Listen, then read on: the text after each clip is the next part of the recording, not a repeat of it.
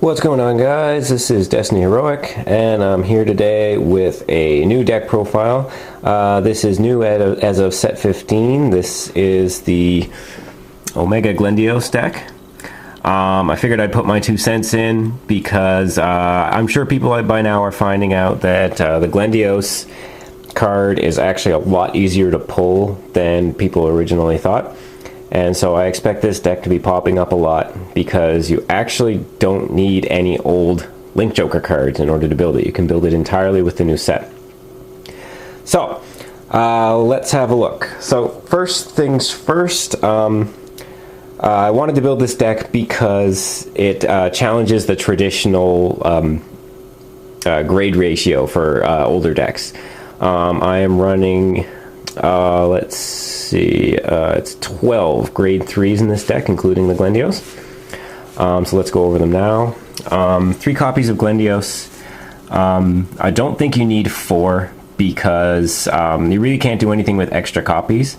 And running 3, it lets you reduce the number of grade 3s you're using because you are using a lot. And if you lose one to damage, you can still pull one off. And how you pull that off, I'll get to at the end of this, at the end of the grade 3s. So moving on, we also have Starvader Reverse Cradle. The beauty of this card is that it's a reverse card, but it's also a Link Joker. So our starter Worldline Dragon searches for Link Jokers with its effect. This lets you get a Link Joker into your hand that's also a reverse. So if you already have the Glendios, this is another reverse card that you can use with Glendios to lock things. Oh, and so back to Glendios for a second. If anyone doesn't know, I can't imagine, but Glendios has a series of effects. First one is anything that has reverse in it while on the field during your turn is also considered a Link Joker, and it gains 4,000. When you call a reverse unit to your rearguard circle, you can choose one of the opponent's rearguards and lock it. You can do that once per turn. As a limit break 4, you counterblast and discard a reverse card, and you do the Omega Lock, which is during the opponent's next end phase, any locked cards they have don't unlock. So that includes stuff that you lock and also stuff that they lock. So that's an important distinction. And as a limit break 5, this is the one that everybody is probably familiar with. It's the World End effect. If your opponent has 5 locked cards at the beginning of your main phase, then you win the game. So ideally, you're going to shoot for that as much as you can, but what I've been discovering is that the deck it can function just like any other Link Joker deck. By limiting their attacks, by locking cards, and just keeping up locks for as long as you can. The World End effect is really just you should consider it a bonus, and if you can pull it off, great, but it's not the end of the world, ironically speaking, if you don't pull it off. So, back over here, Reverse Cradle, he's a reverse and also a Link Joker. If you do end up riding him, he's like a bad version of Glendios. He doesn't have the World End effect. But when you ride a reverse card, you lock something, and he himself, as a limit break, will gain 5,000, and you can do that once per turn. And so for the reverse cards, I actually just went through my binder and pulled out reverse cards that I wasn't using in any decks. So I've got 3 Leopold reverse, 2 Vowing Saber reverse, and 1 Cocytus reverse. It's not really important what these cards are, but in the future I would recommend playing a full 4 copies of Reverse Cradle, just because he's also a Link Joker, and he works with the next card. Our starter is Worldline Dragon. This thing is really good in this deck because he has an effect. He's not a Forerunner, so he doesn't pop out of the soul when you ride over it, but his effect still works when he's in the soul. And that is, if you're at grade 2 or less, you can discard a reverse card from your hand and search the top 5 cards for a Link Joker. And that's any Link Joker, so it can be, if you're grade stuck at 1, then it could possibly be a grade 2. If you're stuck at 2, if you're at 2 and you don't have Glendios and you're about to ride a reverse card or something bad like that, you can maybe gamble and get the Glendios. So this is really important for fixing your rides and also loading your drop zone with reverse cards. So on to grade 2s. I know I'm doing this in kind of the wrong order, but whatever. I'm using 4 copies of Cold Death Dragon, which is Counterblast 1, and your opponent puts their top card of their deck locked into one of their rearguard spaces. It doesn't say open rearguard spaces, so if they're looking to delay your big world end play, then they can just retire one of their rearguards and put a lock card in its place. So the ideal way to use this would be to lock everything else and force them to put a new card locked onto the field. This can really help when you're setting up Omega locks, and you don't want to spend a couple turns just calling out reverse cards. Next is Magnet Hollow. This is the card that you ideally want to ride on the grade 2. He's Counterblast 1. When he hits the Vanguard, you search for a card with reversed in its name. So that can do one of 2 things. You can get just any reverse card into your hand, which is good.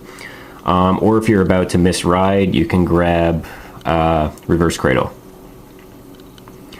Moving on to grade 1s. So yeah, because I have so many grade 3s, I had to cut into my grade 2s. So there's only 7 in the deck. But because of Worldline Dragon, I'm not often grade stuck at 2 or even 1. And that's just it just allows you to kind of throw off your ratio like that, and you can fix your rides during your ride phase. So for defensive cards, I'm using 3 copies of Prometheum, and 3 copies of the new Taboo Starvader Rubidium. When Glendios is your Vanguard and is being attacked, you can put this in the guard zone and retire it right away to change the attack target to a reverse card on your field. And that can be anywhere on your field, also in your back row if you've set it up that way. So it's basically like a 1 card. If your opponent is swinging with like a giant Dimension Police thing with 3 crits on it, you can change the target to a reverse card for 1 card. And that's really fun. If you are building this deck entirely from the new set, you can actually use this instead of perfect cards, because there are just so many reverse cards in the deck. Next, these 2 grade 1s are absolutely essential to the deck, and it's very important that you see them at least 2 or 3 times during the game. First one is Ruin Magician. Counterblast 1 and count up the number of reverse cards on your field and add that many reverse cards from your drop zone to your hand. So where you have to call out a reverse and discard a reverse to keep the Omega lock up and lock a new card. It requires a tremendous amount of commitment it requires a very large amount of reverse cards, and this kind of alleviates that and prevents you from having to sack on your draw phase or in your draw or in your drive check for drawing new ones. It lets you use the ones that you've already used. And the deck is pretty counterblast heavy, so we have Praesiodium, who is you count up the number of reverse cards on your board and unflip that many cards in your damage zone. Between Glendios and Magnet Hollow and Cold Death Dragon and Ruin Magician, you will be using a lot of counterblast in this deck. So into triggers, my trigger lineup is basically 6 draws, 6 crits, and 4 heals.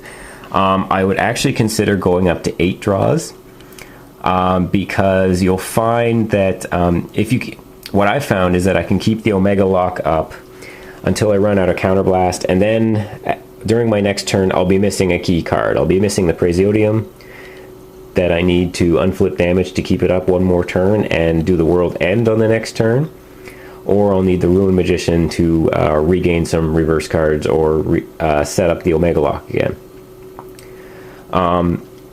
So it's really important that you see every card in this deck, basically. Maybe not so much the Sentinel stuff, but for that reason I would consider running 8 or even more draw triggers. So that's the deck.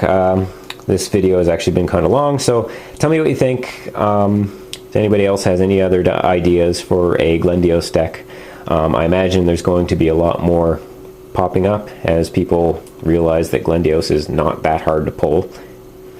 So this has been Destiny Heroic, and thanks for watching. Peace.